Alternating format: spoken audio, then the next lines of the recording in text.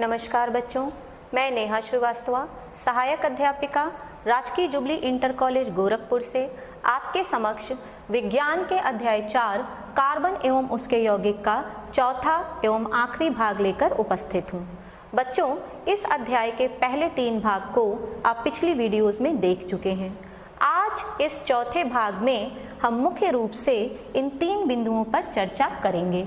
पहला है कार्बन के रासायनिक गुण, दूसरा महत्वपूर्ण कार्बनिक यौगिक एवं तीसरा साबुन तथा अपमार्जक।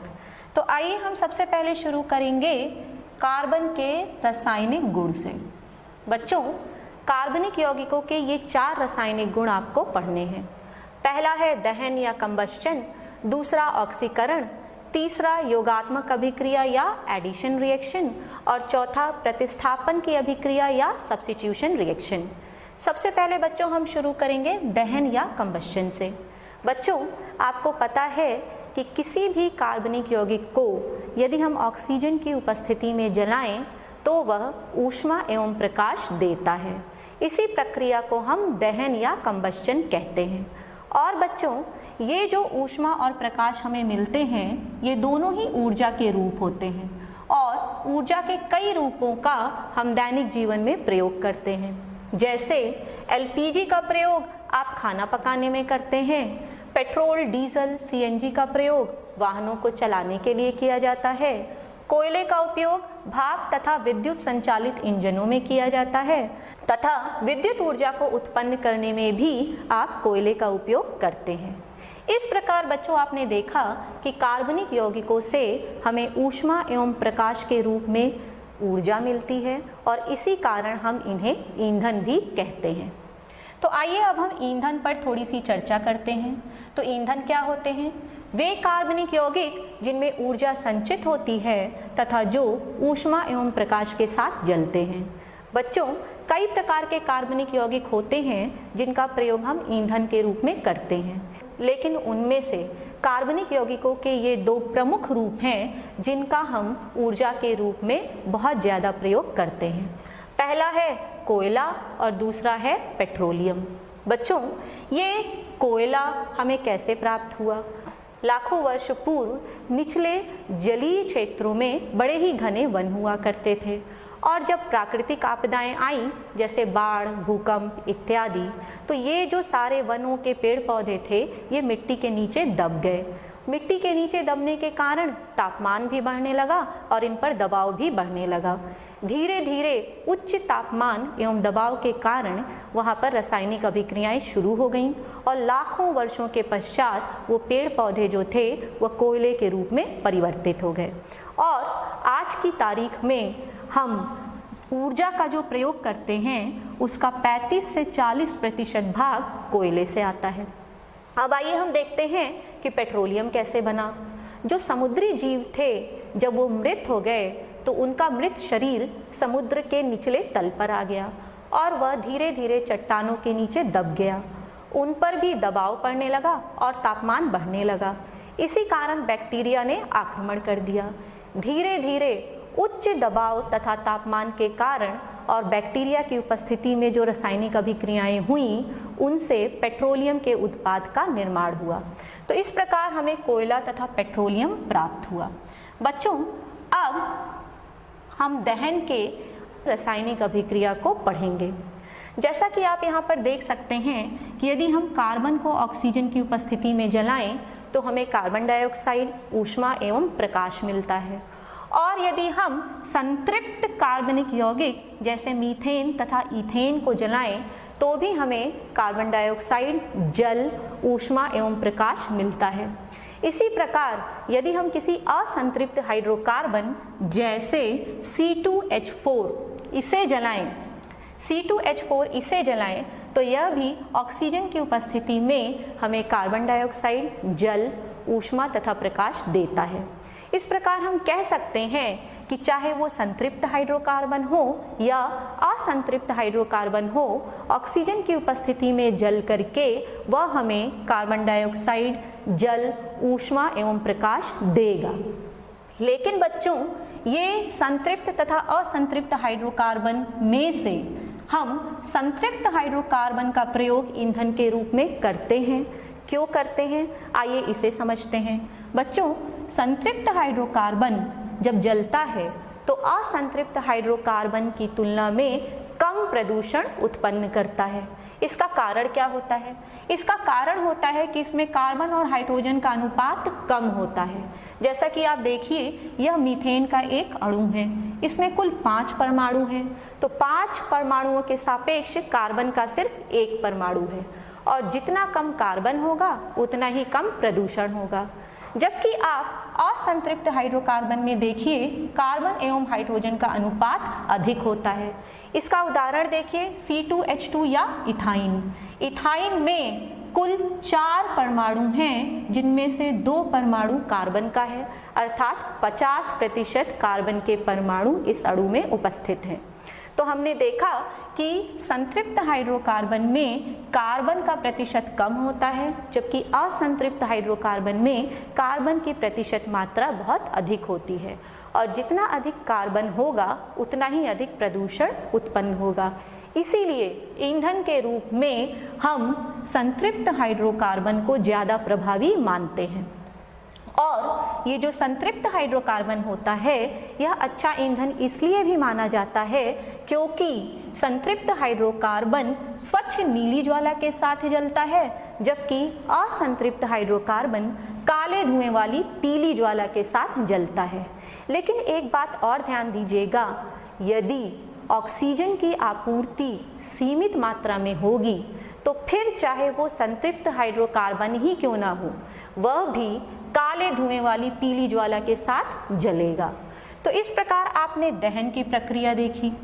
अगला है ऑक्सीकरण। बच्चों, ऑक्सीकरण से तात्पर्य होता है कि जब भी कोई रासायनिक पदार्थ ऑक्सीजन को ग्रहण करता है तथा हाइड्रोजन को त्यागता है, तो इस अभिक्रिया को हम ऑक्सीकरण की अभिक्रिया कहते हैं। आप इसे इस रासायनिक अभिक्रिया की सहायता से समझिए। बच्चों, इस रासायनिक अभिक्रिया में ये अभिकारक है और यह उत्पाद है। अभिकारक में ऑक्सीजन की संख्या 1 है, जबकि उत्पाद में ऑक्सीजन की संख्या बढ़ गई। अभिकारक में हाइड्रोजन की संख्या 6 है, जबकि उत्पाद में हाइड्रोजन की संख्या 4 हो गई। अर्थात इसने ऑक्सीजन को ग्रहण किया और हाइड्रोजन को त्याग दिया। इसलिए हम इस रासायनिक अभिक्रिया को क्या कहेंगे? ऑक्सीकरण कहेंगे।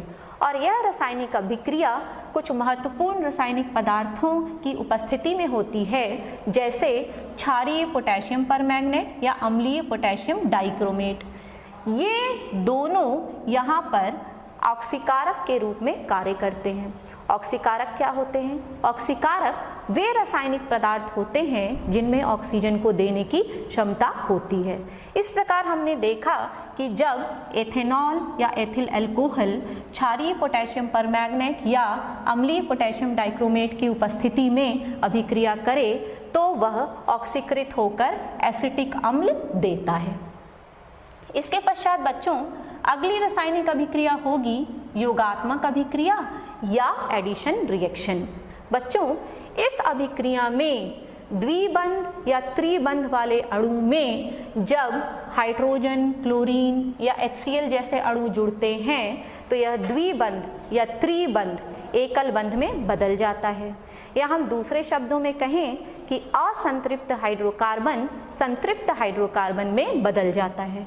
इसे आप एक उदाहरण की सहायता से समझिए। बच्चों, जब तेल को निकेल या पैलेडियम उत्प्रेरक की उपस्थिति में हाइड्रोजन से अभिक्रिया कराई जाती है तो वह वसा में बदल जाता है। ये असंतृप्त हाइड्रोकार्बन है और ये संतृप्त हाइड्रोकार्बन है। इसका सामान्य सूत्र यहाँ पर लिखा गया है। इसके सामान्य सूत्र में यदि आप देखिए तो दोनों कार्बन के परमाणुओं के मध्य द्विबंध उपस्थित है। द्विबंध उपस्थित है या आप कह सकते हैं कि यह असंतृप्त हाइड्रोकार्बन है। और जब यह निकेल या पैलेडियम की उपस्थिति में हाइड्रोजन से अभिक्रिया करता है तो इसका एक बंध टूट जाता है और इन दोनों कार्बन के परमाणुओं से हाइड्रोजन जुड़ जाता है। तो यहाँ पर क्या हुआ? हाइड्रोजन का योग हुआ, इसीलिए हमने इसे योगात्मक अभिक्रिया कहा। और इस प्रक्रिया में क्या हुआ? इस प्रक्रिया में द्विबंध एकल बंध में बदल गया। तो यहाँ पर क्या हुआ? असंतृप्त हाइड्रोकार्बन किस में बदल गया? असंतृप्त हाइड्रोकार्बन बच्चों बदल गया संतृप्त हाइड्रोकार्बन में। और तेल किस में बदल गया? वसा में। बच्चों यहाँ पर ये जो R लिखा गया है यह कार्बन की श्रृंखलाएं हैं और इस R को हम एल्काइल भी कहते हैं। बच्चों वसा वैसे तो सेहत के लिए बड़ा ही हानिकारक होता है, फिर आप सोच रहे होंगे कि जब वसा हानिकारक होता है तो हम ये अभिक्रिया कराते ही क्यों हैं?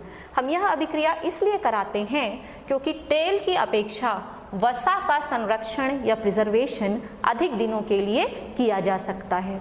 तो इस प्रकार आपने योगात्मक या संकलन की अभिक्रिया देखी। अब इसके पश्चात चौथी रासायनिक अभिक्रिया है प्रतिस्थापन या सब्स्टिट्यूशन रिएक्शन।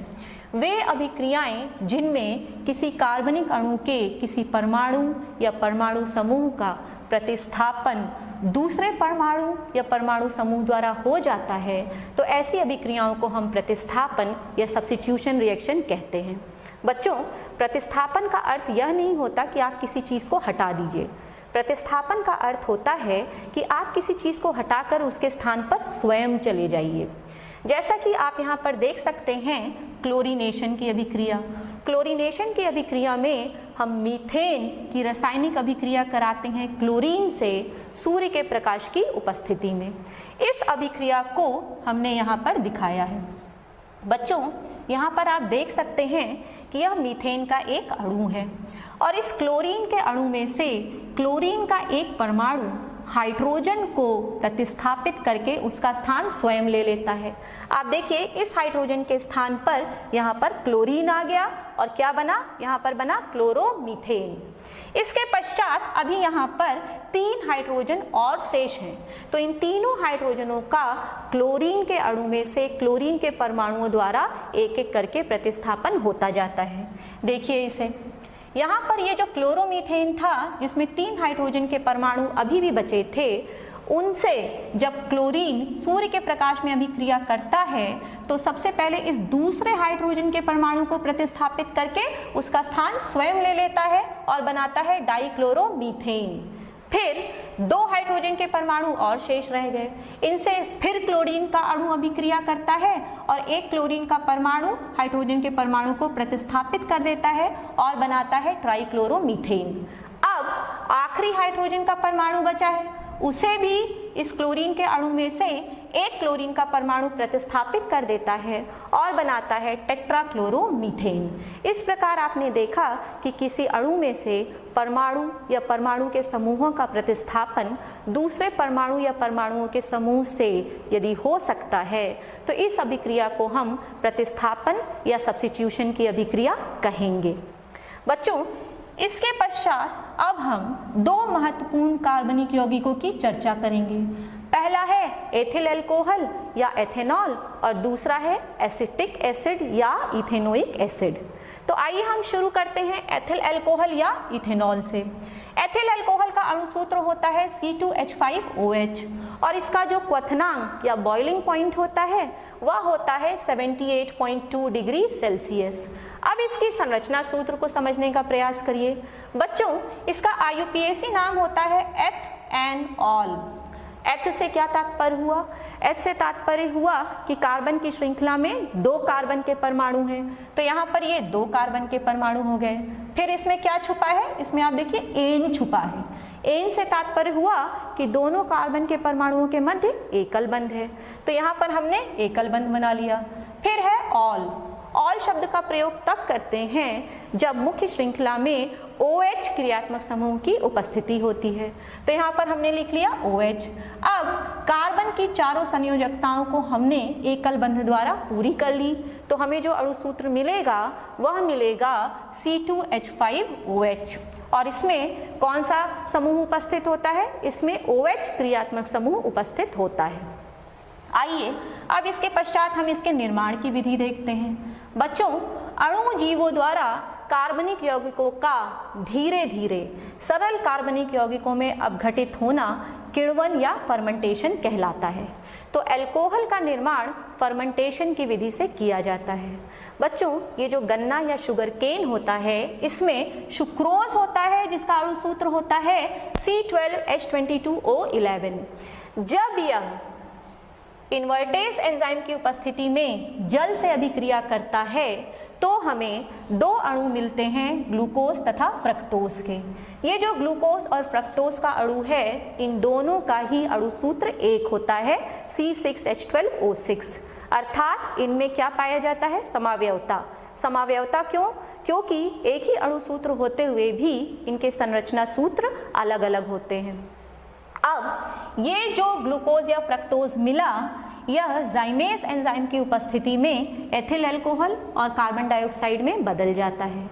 इस प्रक्रिया में जो दोनों एंजाइम का प्रयोग किया गया है, इन्वर्टेज तथा जाइमेस, ये दोनों ही एंजाइम अणुजीव या माइक्रो ऑर्गेनिज्म ईस्ट में पाए जाते हैं। तो इस प्रकार आपने देखा कि अल्कोहल का निर्माण कैसे किया जाता है। आइए अब हम चर्चा करते हैं अल्कोहल के रासायनिक गुणों की। तो जब ये अल्कोहल क्षार धातुएं जैसे सोडियम या पोटेशियम से क्रिया करता है तो बनाता है सोडियम एथॉक्साइड या पोटेशियम एथॉक्साइड। इस अभिक्रिया में आप देख सकते हैं कि ये सोडियम इस हाइड्रोजन का स्थान ले लेता है और बनाता है सोडियम एथॉक्साइड। ये हो गया सोडियम, 2 कार्बन की श्रृंखला है तो हमने लिखा एथ, और ऑक्सीजन की उपस्थिति है तो हमने लिखा ऑक्साइड। तो इसका क्या नाम हो गया? इसका नाम हुआ सोडियम एथ ऑक्साइड। इसके पश्चात इसकी अभिक्रिया सांद्र सल्फ्यूरिक अम्ल से 170 डिग्री सेल्सियस पर यदि कराई जाए, 170 डिग्री सेल्सियस पर यदि हम एथिल अल्कोहल की अभिक्रिया गर्म और सांद्र सल्फ्यूरिक एसिड से कराएं तो हमें एथिलीन तथा जल की प्राप्ति होती है। 170 डिग्री सेल्सियस पर सल्फ्यूरिक एसिड निर्जलीकरण एजेंट का कार्य करता है और जल को अवशोषित कर लेता है।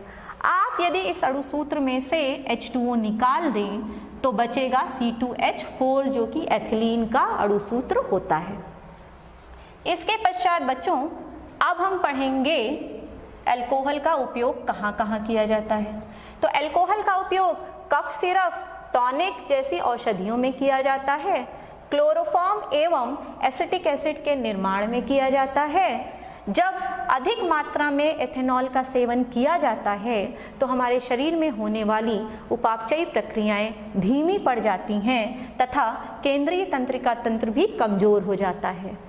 इससे मानसिक दुविधा तथा भावी शून्यता की स्थिति उत्पन्न हो जाती है। इसके अतिरिक्त अल्कोहल का उपयोग किया जाता है मोटर तथा हवाई जहाजों में ईंधन के रूप में। बच्चों अब इसके पश्चात हम दूसरा महत्वपूर्ण रासायनिक कार्बनिक यौगिक पढ़ेंगे, एसिटिक अम्ल। एसिटिक अम्ल का अणुसूत्र होता है CH3COOH। इसका क्वथनांक या बॉइलिंग पॉइंट 118 डिग्री सेल्सियस होता है और इसकी संरचना सूत्र यदि आप ध्यान से देखें तो आपको मिलेगा कि इसमें 2 कार्बन की श्रृंखला है अर्थात एथ। दोनों कार्बन के परमाणुओं के मध्य एकल बंध है अर्थात एन, तो एथ एन, और इसमें COOH समूह उपस्थित है तो इसके लिए हमने लिखा ओइक अम्ल। तो इसका क्या नाम हो गया बच्चों? इसका नाम हो गया एथेनोइक अम्ल। अब ये जो एसिटिक एसिड होता है यह 16.7 डिग्री सेल्सियस पर बर्फ के समान क्रिस्टलीय संरचना बना लेता है और इसे हम कहते हैं ग्लेशियल एसिटिक अम्ल या ग्लेशियल एसिटिक एसिड। अब इसके निर्माण की विधि देखते हैं। बच्चों इसी अध्याय में मैंने आपको ऑक्सीकरण बताया और उसमें आपको बताया कि जब एथिल अल्कोहल अम्लीय पोटेशियम डाइक्रोमेट की उपस्थिति में ऑक्सीकरण करता है तो एसिटिक एसिड बनाता है। इसके पश्चात आइए अब हम इसके रासायनिक गुणों की चर्चा करते हैं। बच्चों आपने पढ़ा है कि जब अम्ल और क्षार अभिक्रिया करते हैं तो लवण और जल बनाते हैं और इस अभिक्रिया को हम कहते हैं उदासीनीकरण या न्यूट्रलाइजेशन रिएक्शन। इसी प्रकार जब कार्बोक्सिलिक अम्ल और अल्कोहल आपस में अभिक्रिया करते हैं तो एस्टर तथा जल बनाते हैं और इस अभिक्रिया को हम कहते हैं एस्टरीकरण या एस्टरीफिकेशन। आइए अब इस अभिक्रिया को हम सीखते हैं। बच्चों ये कार्बोक्सिलिक अम्ल का सामान्य सूत्र है और यह अल्कोहल का सामान्य सूत्र है। इस कार्बोक्सिलिक अम्ल में COOH समूह उपस्थित होता है और अल्कोहल में OH समूह उपस्थित होता है। यदि कार्बोक्सिलिक अम्ल से OH और अल्कोहल से H को हम निकाल दें तो यहाँ पर हमें वाटर या जल मिल जाएगा और बचेगा क्या, आप देखिए ये जो OR- समूह है ये OH का स्थान ले लेगा और यहाँ पर क्या बन जाएगा RCOOR- और यह होता है सामान्य सूत्र एस्टर का। RCOOR- ये सामान्य सूत्र होता है एस्टर का। इसमें ये RCOO वाला हिस्सा कार्बोक्सिलिक अम्ल से आता है और जो R- वाला हिस्सा होता है यह आता है अल्कोहल से।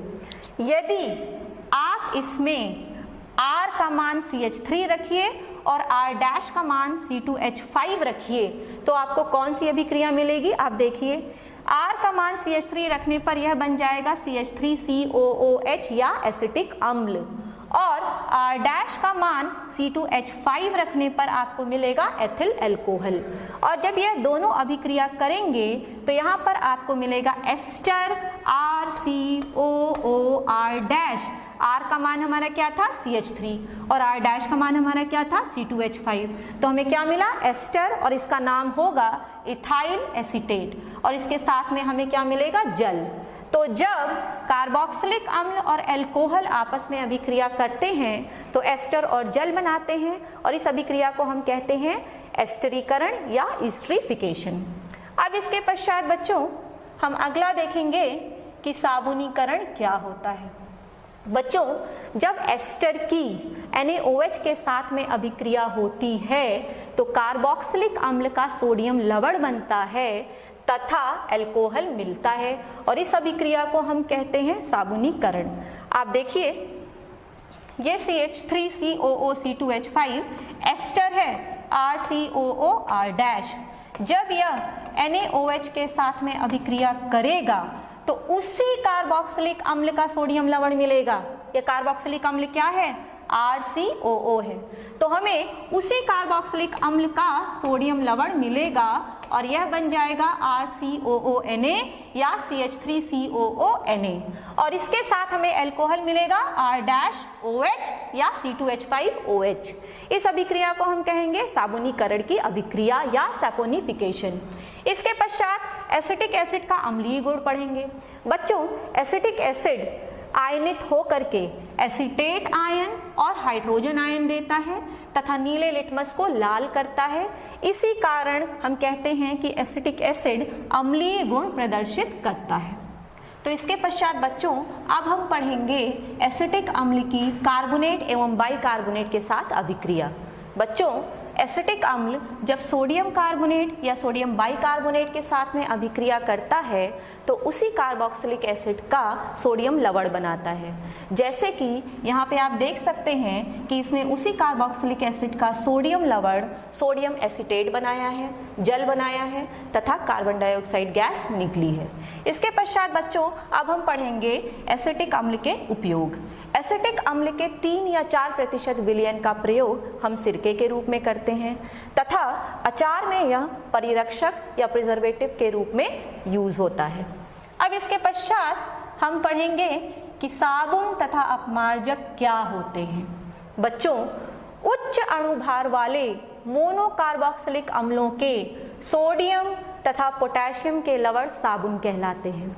बच्चों अभी थोड़ी देर पहले मैंने आपको साबुनीकरण की अभिक्रिया बताई और उस अभिक्रिया में मैंने आपको बताया कि जब RCOOR- जो कि एस्टर का सामान्य सूत्र है, जब यह सोडियम हाइड्रोक्साइड से अभिक्रिया करता है तो अपने ही कार्बोक्सिलिक अम्ल, इसका कार्बोक्सिलिक अम्ल क्या है, इसका कार्बोक्सिलिक अम्ल है RCOO, तो अपने ही कार्बोक्सिलिक अम्ल का सोडियम लवण बनाता है। तो यहाँ पे क्या बनेगा, यहाँ पे बनेगा RCOONA तथा यहाँ पर R-OH जो कि अल्कोहल है वो निकल जाएगा।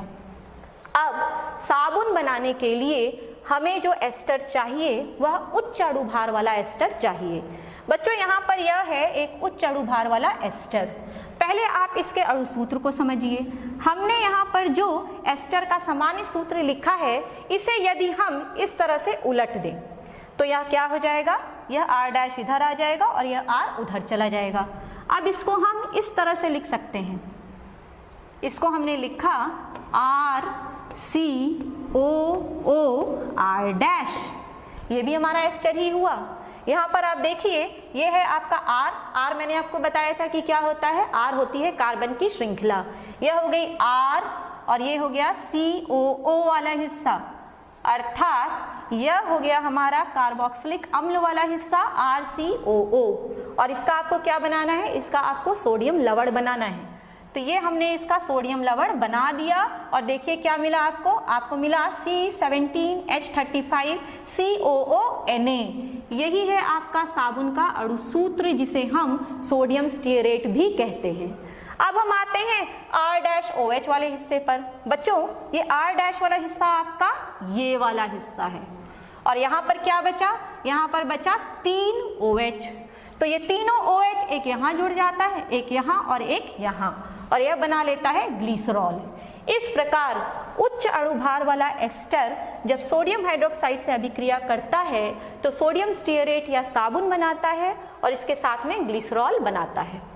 अब इसके पश्चात बच्चों, हम साबुन किस प्रकार से गंदगी को साफ करता है वो सीखेंगे।